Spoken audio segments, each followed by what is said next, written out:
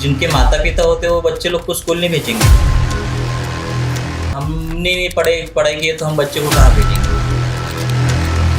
Signal पे जाओ, कहीं पे भी कुछ भी बेचो। कुछ बच्चे लोग तो नशा भी बंद करते हैं। हर बदलाव एक सोच से शुरू होता है और जब वो सोच बच्चों की भलाई के लिए हो तो वो बदलाव नहीं क्रांति बन जाती है। नमस्कार दोस्तों, स्वागत है आपका हमारे डीजे टॉक्स के नए और शानदार एपिसोड में। मैं हूँ आपकी होस्ट दिशा और आज हमारे साथ है ऐसे शख्स जिन्होंने ना सिर्फ काम किया बल्कि अपने काम के जरिए से बहुत से बच्चों की ज़िंदगी बदल दी है। जी हाँ, मैं बात कर रही हूँ सुवर्ण किरण फाउंडेशन के founder Shri Sushil Kamble sir. Sir, आपका बहुत स्वागत है हमारे डीजे टॉक्स में।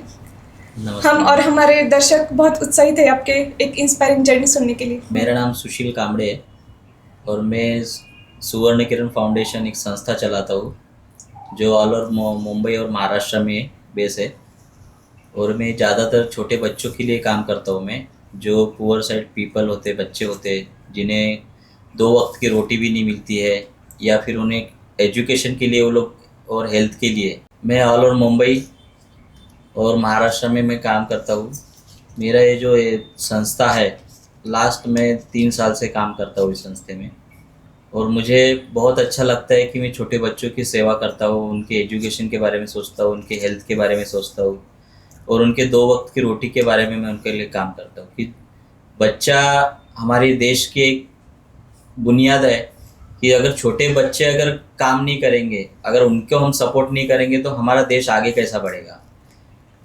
किसी ना किसी को तो करना ही है। अभी मेरे जो 2 बच्चे हैं, अगर मैं उनके लिए हेल्प करता हूँ वैसे ही मैं दूसरों के बच्चों के बारे में भी सोचता हूँ कि उनको भी अच्छा एजुकेशन मिले, अच्छी लाइफस्टाइल जगह हो। इसलिए मैं उनके बारे में मैं सोचता हूँ और मेरा बिजनेस से 2 घंटा में साइड में रह के उनके लिए मैं काम करते रहता हूँ। बहुत बढ़िया सर, बहुत बढ़िया। तो सर, स्वर्ण किरण फाउंडेशन की शुरुआत कैसे हुई? ऐसा कौन सा मोड़ आया जब आपने सोचा कि आप वो ये फाउंडेशन शुरू करना चाहते हैं? मोड़ ऐसा आया मैडम कि जो एरिया में मैं जहाँ रहता हूँ वहाँ स्लम है और स्लम के मैं बच्चों को देखता हूँ मैं, तो मुझे ऐसा लगता है कि उनके बारे में कुछ तो भी करना चाहिए, उनके बारे में कुछ तो भी सोचना चाहिए। क्योंकि हर कोई अपने अपने घर के बारे में, अपनी फैमिली के बारे में ही सोचता है मैडम आज की तारीख में। तो मैं यही सोच रहा था कि जो छोटे बच्चे हैं तो थोड़ा ना थोड़ा किसी ना किसी को 1 या 2-4 बच्चों को भी मैं कर दूँ तो अच्छा लगेगा मुझे। तो उसके हिसाब से मैं वो थोड़ा उनके बारे में मैं सोचता हूँ और उनके बारे में मैं काम करता हूँ। तो ये आपने कब सोचा एग्जैक्टली कि आप ये फाउंडेशन शुरू करेंगे? ऐसा मतलब कोई पर्सनल एक्सपीरियंस आया कि जब आपने सोचा? हाँ, पर्सनल एक्सपीरियंस ऐसा आया था कि हमारे एरिया में एक बच्चा था, उसके माता पिता दोनों एक्सपायर हो गए थे। और वो बेचारा, जब भी उसके माता पिता थे तभी भी अच्छा खासा वो स्कूल जा रहा था और अच्छा उसको घर भी था। पर मैंने एक दिन ना उसको रात के टाइम में एक जो झोपड़ी होती है वहाँ पे उसको सोते हुए पाया मैंने। और उस टाइम बारिश बहुत गिर रही थी। बेचारा आंग पे उसके कुछ नहीं था, ना कंबल था ना कुछ रेनकोट था। पर वो इसकी मुझे इतनी दया आई ना कि फिर मैंने सोचा कि मैंने पहले उसको उठाया और पहले मेरे घर पे लेके गया मैं। और उसके बाद में वो जो बच्चा जब से मुझे मिला तो मैं आज तक उसकी पढ़ाई लिखाई उसके बारे में सोचा। आज के तारीख में वो 12th में। अच्छा। और मैं उसको हॉस्टल में रख के मैंने उसका सब, मैंने खुद के ही पैसों से मैंने उसका ये किया। तो मैंने सोचा कि आज मैंने एक बच्चे को किया, जैसे मैंने आज इसको संभाला। जब ये 10th में गया था बच्चा, तो उसका नाम रोहित है। अच्छा। और रोहित को मैंने बोला कि देख, तेरा मम्मी पापा नहीं थे तो मैंने तुझे संभाला, इसके आगे अपने को ये काम चालू करना है। तो जिस दिन अगर आप आपके पैरों पे खड़े हो गए तो आपको भी यही काम करना है कि दूसरों की सहायता करो। और बचपन से हम यही सीखते आ रहे हैं कि हमें दूसरों की सहायता के बारे में सोचना चाहिए, ना कि अपने। हमारी भलाई भी होती है, हम दूसरों के बारे में भी सोचेंगे तो वो भी अपने आप भलाई हो जाती है ना। तो सर, आज के समय में जो अंडर प्रिविलेज बच्चे हैं तो उनके हेल्थ और एजुकेशन को लेकर सबसे बड़ी प्रॉब्लम क्या आती है? अंडर जो छोटे बच्चे होते हैं उनके एजुकेशन के बारे में ये होता है मैडम कि उनके पास तो फाइनेंशियल की एक कमी होती है। वो अपना पेट भरेंगे कि पढ़ाई करने जाएंगे मैडम। तो इसके लिए क्या होता है ना मैडम कि हमें वो सोचते हैं हम लोग कि वो लोग बेचारे, आप देखिए कभी भी जब सिग्नल पे देखिए वो लोग फूल बेचेंगे या नींबू मिर्ची बेचते रहते या कुछ छोटा मोटा पेन पेंसिल बेचते, पर वो खुद वो पेन पेंसिल से लिखते नहीं है। वो आपके बच्चों के लिए बेचते वो लोग और उससे वो अपना पेट भरते। तो उनको टाइम नहीं मिलता है ना मैडम। इसके लिए हम लोग वो सोचते हैं कि बाबा कि उनको टाइम मिले। उनके माता पिता भी नहीं रहते क्योंकि उनकी भी इनकम सोर्स कम रहती है। तो हम उनके बारे में सोचते हैं कि उनको ज़्यादा टाइम मिलने के लिए हम एक गुरुकुल खोले। गुरुकुल में उनको उन बच्चों को आसरा दे कि उनको एजुकेशन दे। इसलिए हम लोग सोचते हैं उनके बारे में कि वो उनकी अच्छी हेल्थ होए, उनकी अच्छी पढ़ाई लिखाई होए और हमारे भारत का भी नाम ऊंचा होए ना मैडम। बरोबर क्योंकि ये हमारे भारत की नस्ल है मैडम बच्चे। बरोबर। हमें तो हमारे माता पिता संभालते हैं, तो दूसरों को भी संभालना जरूरी है। तो आपके ग्राउंड लेवल अनुभव के अनुसार बच्चों को कौन से ऐसी कॉमन हेल्थ इश्यूज है, लाइक कि कम न्यूट्रिशन या फिर डेंटल इशू, ऐसे कौन से इशू है जो आप देखते हैं? बच्चों के इसमें मैडम मैंने अभी आज तक देखा है ना कि उनको ना कमजोरी होती है ज़्यादा। कमजोरी क्यों होती है मैडम? पहले तो कुछ उनको बराबर खाना नहीं मिलता है, न्यूट्रिशन की कमी होती है। ना वो अच्छे से फ्रूट खा सकते हैं, ना अच्छे से कुछ डाइट कुछ ले सकते हो। तो उनको क्या मैडम, एक बार अगर आज खाना खाएंगे तो 2 दिन के बाद मिलेगा, नहीं मिलेगा। हम तो कैसे 2 बार 3 बार तो खाते हैं मैडम, तो उनको उसकी वजह से बहुत कमजोरी होती है। और कुछ बच्चे लोग तो नशा भी बंद करते हैं क्योंकि उनको भूख मिटानी है और वो नशे में रहते हैं। ऐसे भी बच्चे लोग होते हैं मैडम। तो उनको क्या क्या डिसीज ज्यादातर होती है सर? डिजीज ऐसा मैडम कि उनके बैकग्राउंड जब भी मिलता है ना मैडम, अभी एक बच्चा अगर नशा करते हुए दिख रहा है और मुझे भूख लगी है, तो बच्चा क्या सोचता है कि उसके पास ही जाए, उसका जो है प्रोटीन वो मैं लूं। तो फिर 1 से भले 2, 2 से भले 3, 3 से भले 4 हो जाते। मैंने तो छोटे छोटे बच्चियों को भी देखा है मैंने। अच्छा। 12 साल 13 साल की बच्चियों को भी देखा है। आप रेलवे स्टेशन पे चले जाओ, आप कहीं पे भी, वहां पे तो कितने बच्चे लोग दिखते हैं। हमने खुद उनको हटाया वहां से, पर बच्चे हटते नहीं है, खाली देखते हैं खाली हमें। वो भी क्या करेंगे, उनकी मजबूरी नहीं है मैडम, उनको क्या है ना, उनको बैकग्राउंड ही मिल रहा है, उनको आदत ही हो गई हो। पर हाँ, समझाने के लिए जाएंगे तो बिल्कुल समझते हो बच्चे। तो सर, स्वर्ण किरण फाउंडेशन बच्चों के एजुकेशन के लिए क्या इनिशिएटिव ला रहा है, जैसे कि ट्यूशन सपोर्ट हो या स्कूल किट्स हो या डिजिटल लर्निंग? हम छोटे बच्चों के लिए मैडम, जो बच्चे स्कूल जाते हैं, गरीब बच्चे, उधर जाके हम स्कूल किट जो है वो बांटते हैं हम लोग। जिसको बुक्स की कमी है, जिसको पूरी किटीज हम बांट देते हैं। एक स्कूल हम देखते हैं कि जो गवर्नमेंट स्कूल वगैरह होती है, उनके बच्चों को हम पूछते हैं, प्रिंसिपल से जाके मिलते हैं, टीचर से जाके मिलते हैं कि किस बच्चे के बारे में कुछ आपको जानकारी है क्या, उसके इधर कुछ प्रॉब्लम है क्या, वो बुक्स बराबर ला रहा है क्या, यूनिफॉर्म बराबर पहनता है क्या। अगर कुछ बच्चे, अगर टीचर्स ने हमें बता दिया कि सर इसका प्रॉब्लम है बच्चे का, इसके बाद बुक्स पूरी कंप्लीट नहीं है, इनकम्प्लीट यूनिफॉर्म है, तो हम उसका प्रोवाइड करते हैं उसको। और हम खुद जाके उसके माता पिता से मिलके हम उनको देते हैं मैडम सब। तो सर, आज भी कई बच्चे स्कूल नहीं जा पा रहे, तो आपको क्या लगता है कि क्या हो रहा है? लैक ऑफ अवेयरनेस, पॉवर्टी, या मतलब क्या है जो स्कूल में बच्चे जा नहीं पा रहे? जो बच्चे स्कूल नहीं जा पा रहे हैं मैडम, उनका फैमिली बैकग्राउंड ही ऐसा होता है ना कि उनके माता पिता ही उनको नहीं डाल रहे हैं स्कूल में। अच्छा। जिसके माता पिता होते हैं या जो बच्चे अभी जो अनाथ होते हैं, वो तो उनकी बात तो अलग है, क्योंकि उनको तो कोई दिखाने वाला नहीं ना कि बेटा तुम स्कूल जा। पर जिनके माता पिता होते हैं वो बच्चे लोग को स्कूल नहीं भेजेंगे, वो बोलेंगे काम पे जाओ, सिग्नल पे जाओ, कहीं पे भी कुछ भी बेचो। पर वो उनको इंटरेस्ट नहीं। किसी किसी लोगों तो हमने देखा, इंटरव्यू में लिया है हमने किसी का, बोलते हमने नहीं पढ़ाई की है तो हम बच्चे को कहाँ भेजेंगे। पर एक कपल्स के पास में 4-4 बच्चे हैं, पर वो पढ़ाई लिखाई के दूर है। उन लोग को क्या बोलता है कि अभी हाँ, अभी वो तो बिजनेस कर रहा है, धंधा कर रहा है ना उधर पे जाके, अभी वो उधर जाके लींबू बाजी बेचेगा तो स्कूल कभी जाएगा। तो इसके बारे में हम उनको जागरूक किए हमने कि बाबा तुम्हारा बच्चा अगर पढ़ेगा लिखेगा, एटलीस्ट वो 12वीं तक के भी पढ़ लिया तो भी कहीं ना कहीं तो छोटा मोटा बिजनेस करेगा या जॉब करेगा, या आईटीआई भी कर लिया तो कुछ ना कुछ गाड़ी रिपेयरिंग का काम कर सकता है ना। ऑटोमोबाइल का भी उसने कर दिया आईटीआई, तो उसमें काम कर सकता है वो। मतलब इम्पोर्टेंट ऑफ एजुकेशन हमें लोगों को बताना चाहिए। जी। तो सर, फाउंडेशन बच्चों तक मेडिकल केयर या फिर एनी इमरजेंसी हेल्प कैसे पहुंचाई जाती है? इसमें कोई कम्युनिटी वॉलंटियर आपसे जुड़ा है? हाँ, हमारी टीम है। हमारी टीम को अगर बातें पता चलती है किसी बच्चों के बारे में या किसी सीनियर सिटीजन के बारे में, तो हम तुरंत एक्टिवेट हो जाते हैं और उस तक उनकी हेल्प हमारी ज़्यादा से ज़्यादा हमारी कोशिश होती है कि 100% हम दें उधर पे। और ज़्यादातर मैडम हमें सक्सेस तो मिल ही जाती है। तो सर, हमारे समाज में ऐसे बहुत से लोग होते हैं कि जो मदद करना चाहते हैं, पर कैसे करें कोई आइडिया नहीं रहती, तो अगर कोई किसी को आपके फाउंडेशन तक पहुंचना हो तो क्या करे, कैसे आप तक पहुंचे? हमें जुड़ने के लिए मैडम हम तो वेलकम करते हैं सबको कि हमसे आप जुड़िए, हमसे बातें करिए। और किसी किसी को ऐसा लगता है कि हम किसी की हेल्प करेंगे तो कोई हम पे उल्टा ना आ जाए, ऐसे भी होते हैं हाँ केसेस होता है। कि अगर मैं किसी को हेल्प करने जाता हूँ तो कभी कभी उनको ऐसा डर लगता है, अरे मैं इसको हेल्प करने गया तो मुझ पे पुलिस वाले कुछ एक्शन लेंगे, क्या लेंगे, तो डरते हैं मैडम। अभी साधारण मैडम एक्सीडेंट अगर फुटपाथ पे भी हो गया तो हम उसको उठाते नहीं, हम खाली देखते हैं और वीडियो बनाते हैं। पर हाँ, जो फाउंडेशन की टीम होती है वो तो हम लोग को काम है मैडम हमारा, क्योंकि हमने तो सोच के रखे कि हमको हर एक को हेल्प करना है, तो इस हिसाब से हमारी हेल्पिंग होती रहती है मैडम।